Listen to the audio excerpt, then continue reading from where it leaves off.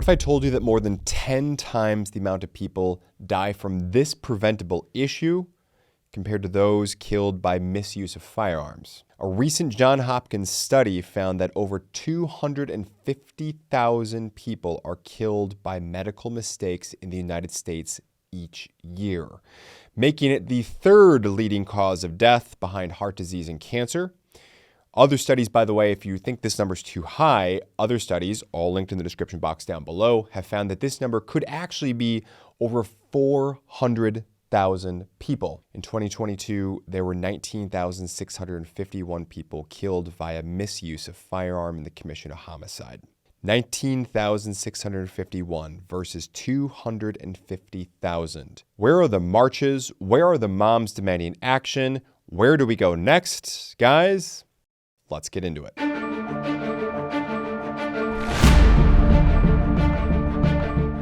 So I want to be very clear up front that this is 0% anti-doctors, anti-physician's assistants, anti-nurse practitioners, nurses, RTs, PTs, nurses, just what 0% is this about that at all.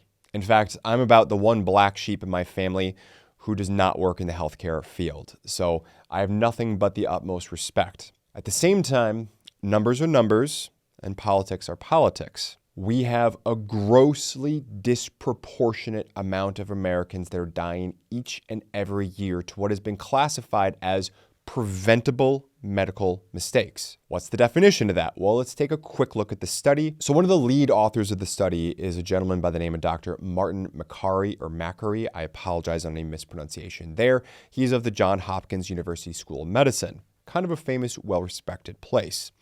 Dr. Makary defines a death due to a medical error as one that is caused by inadequately skilled staff, error in judgment or care, a system defect, or a preventable adverse effect. This includes computer breakdowns, mix-ups with the doses or types of medications administered to patients, as well as surgical complications that go undiagnosed. Sounds like pretty preventable things. Now, don't get me wrong, the number's never going to be zero. People are human, there's going to be mistakes. However, this is not some sort of super loose definition. He goes on to say, quote, "It's the system more than the individuals that is to blame," end quote, according to Dr. Makary. The U.S. Patient Care Study, which was released in 2016, explored death rate data for 8 consecutive years that researchers discovered that based on a total of 35 million and change hospitalizations, there was a pooled incidence rate of about 250,000 deaths per year, or about 9.5% of all deaths that stemmed from medical error. 9.5% of all deaths. That's a lot. Let's remember that AR-15 deaths in the United States, about 100 plus or minus in any given year, sometimes about half that, sometimes it ebbs a little higher. But of course, we have to talk about AR-15s. We cannot talk about 250,000 to nearly 400,000 preventable medical deaths. If the anti-gun groups were genuinely concerned about saving lives, they would be marching in the streets over studies like this that come out. Not a peep. Let me give you one example. This one comes from Dr. John James, a patient safety advocate. I've linked his website in the description box below. Also the author of a book, A Sea of Broken Hearts. Tragically, his 19-year-old son in 2002 died prematurely and unnecessarily after he collapsed while running. Why is this relevant? His son had been diagnosed with a heart arrhythmia by a cardiologist only a few weeks prior to his death and was released from the hospital with instructions not to drive for 24 hours. Quote, "His death certificate said he died of a heart arrhythmia," end quote, said his father. He went on to say, "But my son died as a result of uninformed, careless, and unethical care by cardiologists." His father continued to explain, "If you have a patient with a heart arrhythmia of a certain level and low potassium, you need to replace the potassium," and they did not. And they didn't tell him he shouldn't go back to running. Communications errors are unfortunately very commonplace. his father, who's since a retired physician, to focus on this mission. Again, link to that website in the description box below. Thanks for tuning in. Let me know what you think about all this down in the comment field below. Do you think that I'm going right on the money with how I'm interpreting this? Is there a better, different way of taking a look at it? What did I miss that I should have picked up on?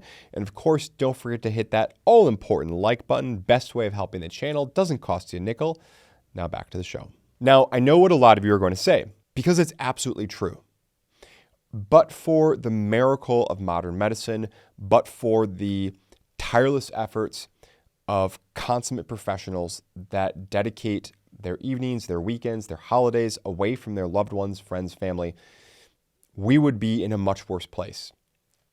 I 100% agree with that. 0% do I take away from that. When my wife, who's an ER physician, misses more than her fair share of holidays, of Christmases, of family events, you name it, I live that, particularly as a dad of 6 kids. I understand.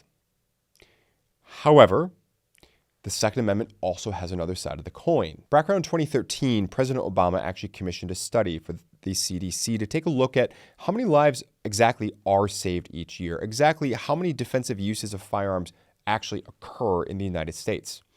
What the CDC found, according to the study, that you can Google and look up because they haven't deleted that from their website, unlike they have a lot of other things that turned out inconvenient pro-gun life-saving facts, is that there are literally hundreds of thousands of defensive uses of force in the United States using firearms to save lives each and every year. When I say hundreds of thousands, I'm not talking about 100,000 or 200,000. I'm talking 500,000 to upwards of 2.5 million, according to the CDC study. So if we're going to get into the game of doing a utilitarian analysis of, well, here's the costs and here's the benefits, granted, healthcare saves Lord knows how many people every single year for each life that it preventatively claims. However, just as fairly, you can also make an evidence-based claim that the Second Amendment saves far, far in excess more lives than the bad actors, the gangs, the evil people, whatever it is you want to point the finger at, do when they misuse firearms in the commission of a homicide. About 19,000 people are killed with guns each and every year in the United States versus hundreds of thousands to millions of defensive force uses. That's not what I'm saying. That's what virtually every single study in this field has found. So why am I talking about this? Well, it's like what I said before.